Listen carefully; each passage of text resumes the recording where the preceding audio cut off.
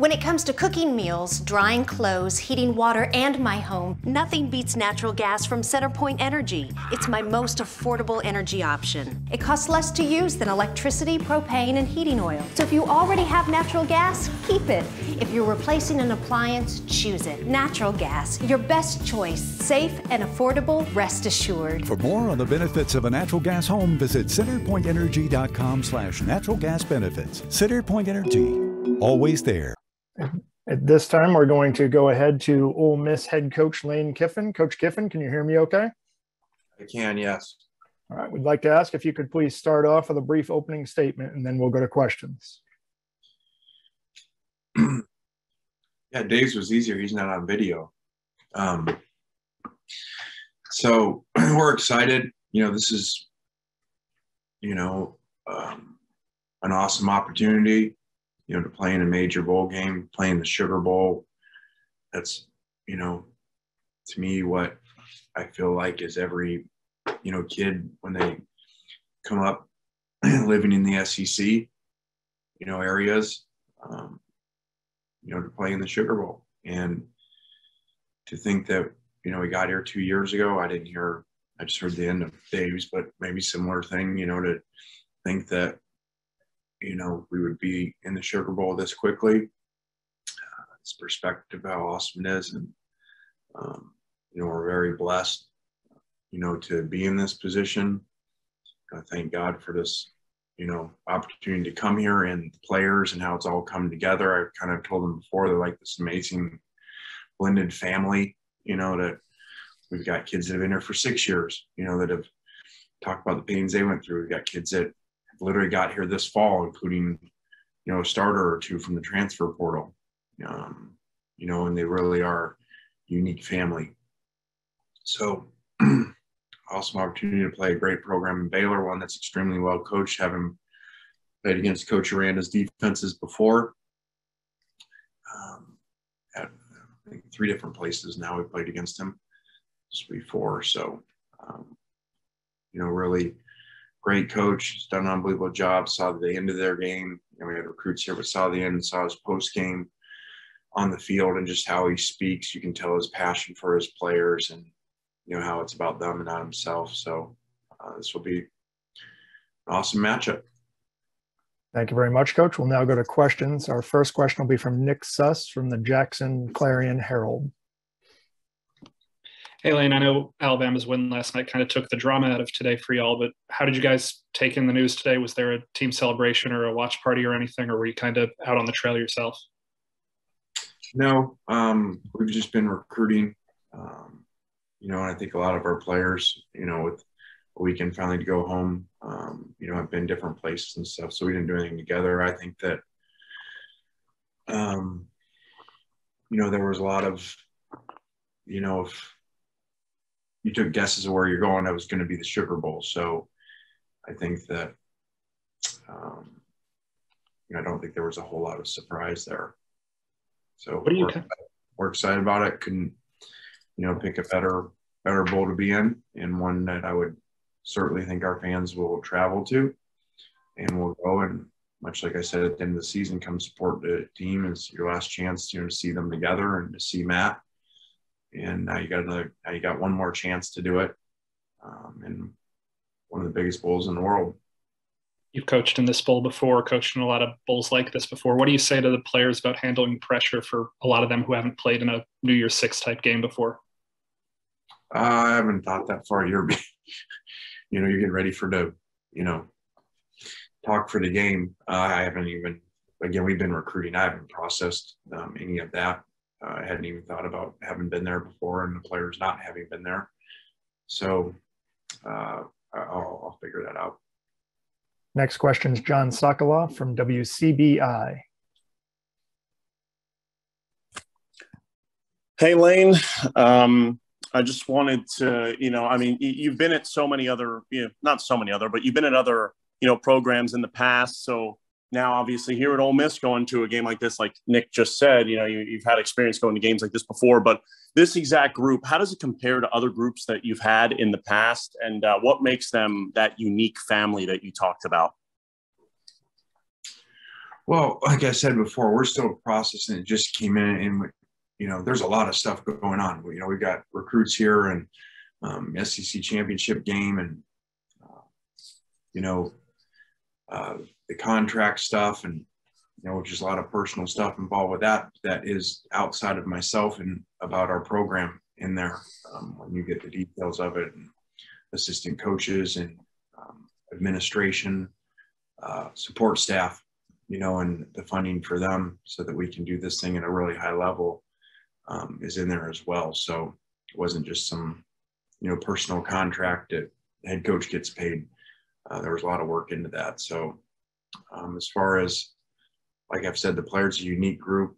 They've really come together from, different age groups and how long they've been here, and quarterback in California, all these different, elements coming together, and our staff too, and having some staff turnover just a year ago.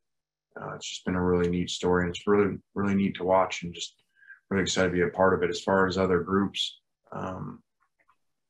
again, I hadn't thought about any of this till you just said it. This would be the first major game, BCS Bowl, Sugar, Rose, Orange, that have been to these before, never as the head coach. So, that's pretty neat too. Just hadn't thought of it that way. So we're gonna have a lot of time to figure this out, with almost a month before the game. So what did it mean to you to kind of get that contract extension done? And was there any doubt that you were going to stick around to stay as the Ole Miss head coach? And what does it mean to still be there and get it done and be there for years to come?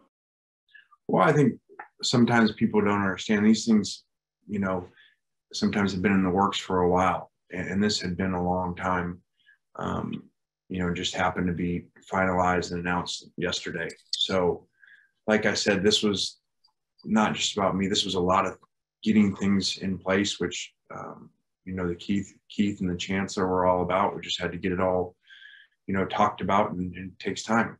And a big part of that is making sure all the things in place in the future for the players from a facility standpoint, and then for the coaches to make sure that, we're able to keep these guys around and compete at the highest level, which is what we're trying to do, not just for 1 year like we did this year and have, 10 wins and all these accomplishments, but to do this for a long period of time takes all those things in place.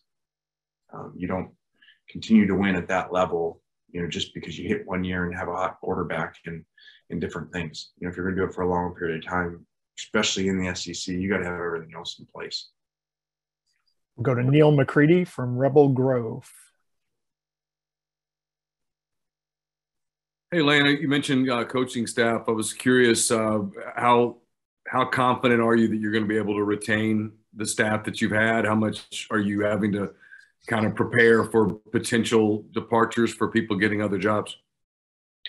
Well, I've said it before, this is when you win, and especially to me, when you win with style that people watch, they say, okay, hey, I want to go buy that system, that style. And I'm not saying we're Alabama, but that's a lot of times why you see so many coaches leaving Alabama is people want to go get what they're doing. And so we lost coaches a year ago to when we first got to Alabama, and then last year to Texas, Oklahoma.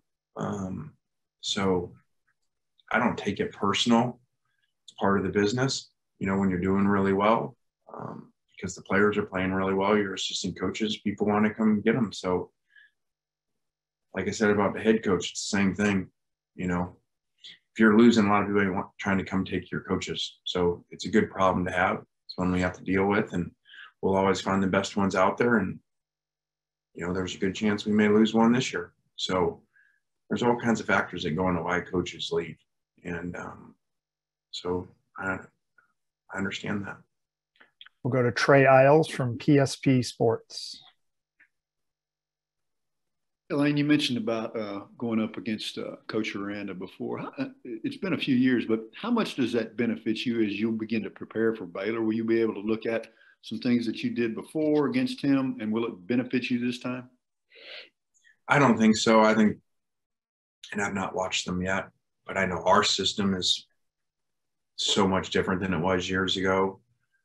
I believe even back to I think it was at Utah State a long time ago. We played at USC and Wisconsin, at Alabama, LSU at Alabama. So he's done I remember a stat in my head about one time we played him, and it had been 5 years in a row. They were the only defense to be in the top 10 in the country in rush defense or something like that, if I remember right.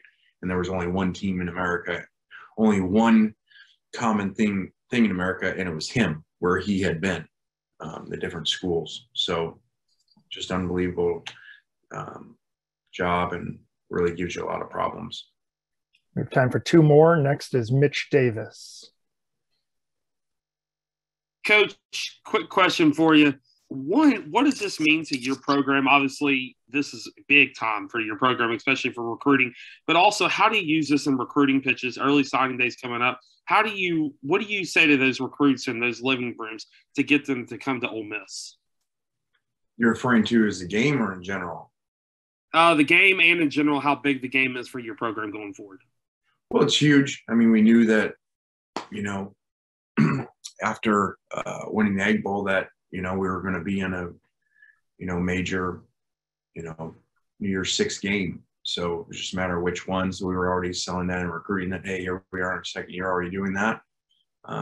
And just left a meeting right here with the recruit, and I just say, hey, this is a lot easier than 1 year ago, especially 2 years ago, sitting here, on a Sunday after official visit. And basically we had to paint a picture and say, okay, here's the house you're going to buy. It's not built yet, but here's a drawing of it. And that's basically saying, hey, we're going to win here. We're going to have this great offense. We're going to be explosive. We're going to get turnovers on defense. It's going to be really fun to play here. You're going to watch us on TV and, see this style of play. Well, we had to paint that picture because there wasn't proof here of that. And now it's like, okay, hey, they come now and it's like, okay, they can see the house. Here's, if you want to buy it, at least you can walk through it because we're already doing it. So it does make it a lot easier. Our final question will come from the line of Brett Martell from the Associated Press. Hey there, Lane. I remember you saying that people need to see Matt Corral while they still can, and it's my understanding he's going to be good to go for this game. But what do you think? What are your feelings on being able to, if he does play, coach him in one last good game and in a bowl game? And just all that he's meant to the team this season, and what your hopes are for him in this game. Yeah, he's a special kid, and just a special relationship. I just watched him, go over to the band and the fans after the Egg Bowl, and almost got emotional, and I had to remind myself I got one more with him. So that wasn't the last one, but I don't know exactly why the bond is what it is. People have said, the California thing, or, we both, USC didn't want either of us. They got rid of him and me both. But I just love seeing how far he's come. I love stories. Just had a recruit also ask, what do you like most about coaching? Is when you see a transformation in a college kid, whether that's him or Sam Williams. It's just really neat to see that and be a part of it. And, he's just such a great leader and such a great kid. Just really proud of him and glad to be his coach. Thank you very much for your time this afternoon, Coach. We really appreciate it. Look forward to seeing you in a couple of weeks here in New Orleans. All right, guys. Thank you all. Thank you.